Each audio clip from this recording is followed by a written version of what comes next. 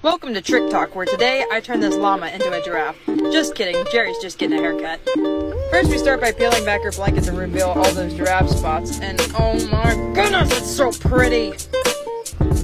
After that, it's up that terribly awkward long neck for a few more spot reveals, followed by the back hip, and when we get to the leg, she gets a little bit nervous. That's how llamas actually fight each other, so this is a trust-building exercise. By the time we get to the other side, she's figured out that I'm not trying to fight, and stands perfectly still. Now it's on to the front leg, where she is quite a bit nervous, so it just takes a little bit of patience for her to figure out that it's gonna be okay. But by the time that we get to the other side, she's totally a pro. A quick cleanup behind her halter, moving those floppy ears, and a trim of that floof back there. Now she's all set to confuse those who drive by while she's standing in the pasture. I gave her some words of encouragement, but she still didn't want to be friends. This is Henry, and he is mad about haircut day. We had originally planned on shearing him here, but he had different ideas. So now we're shearing him out in the pasture. We start by peeling back the blanket, and look at those colors, they are so amazing! Unlike Henry on shearing day.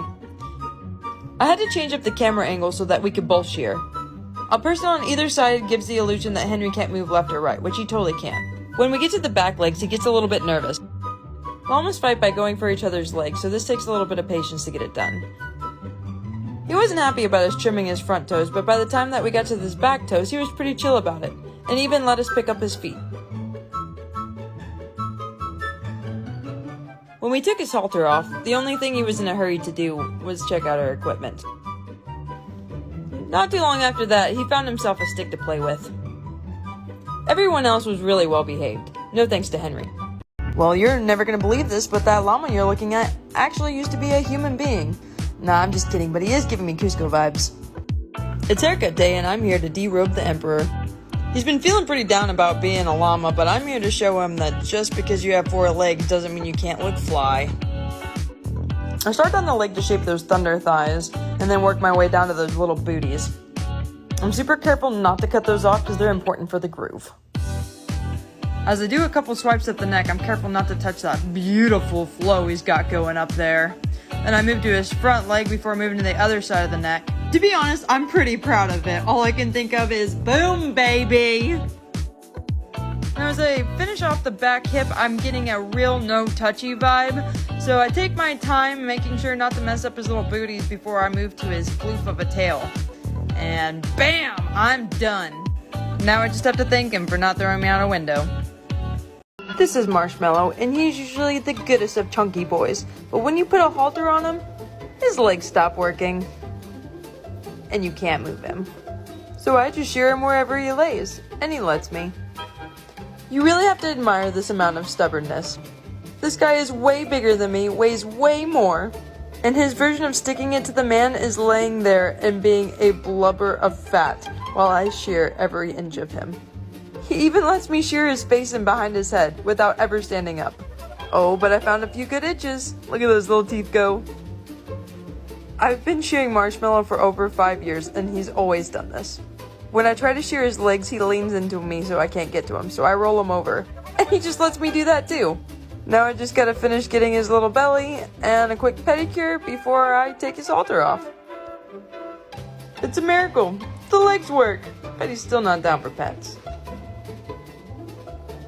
This is Nubz. He's the first earless llama I ever got to shear, and we're basically best friends. I start his annual haircut by removing this blanket on one side, and then his back hip, before I move to the other side doing the exact same thing. Now Nubz has a pretty cool story. The day he was born, he got into an altercation with a male miniature pony, and that stallion might have taken his ears, but we gave Nubz a mohawk to celebrate his Viking spirit. His birthday left him with battle wounds and balls of steel. Now, a quick pedicure, and he's free to go. Afterwards, he didn't want to be best friends anymore. But as soon as I let him out, he was off to show the world what he's packing. Attaboy, Nubz. Attaboy. This is Louie Loverboy Llama, both great at guarding and the gram. He supervised as I sheared his sheep, and then it was his turn. He's the goodest of boys and didn't give me any fuss during his pedicure. Then it was off to peel back that blanket to reveal those leopard spots. Looking fierce, Louie. He may be famous, but he's also one of the most down-to-earth llamas I've shorn. He gives me no fuss as I do his back legs, and is even completely unbothered by the time that I get to the neck. Even though his buddy in the back is unsure, Louie is completely unfazed as I finish fading up the back of his head. He's basically falling asleep. I think that this might have given his little buddy some confidence. During cleanup, he was sure to move his tail out of the way, so I left that floof alone. After, everybody got a few snacks to gain some trust.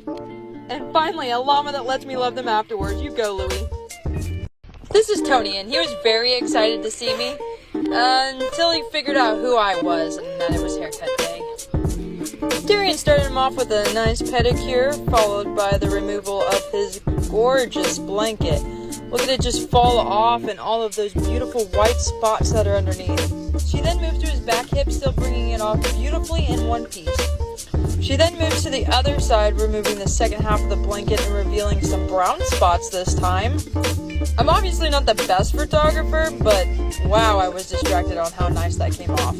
Finished that back leg before moving to the neck, and man does he stand like a champ for that front leg. Clean up behind his halter, and then off to floof that tail like a freaking pro. Tyrion and I were very proud of her work, but Tony just tolerated.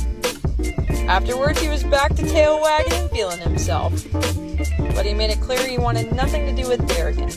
Oh. This is Renegade. He's an awesome herd sire, and shearing him is like unwrapping a present.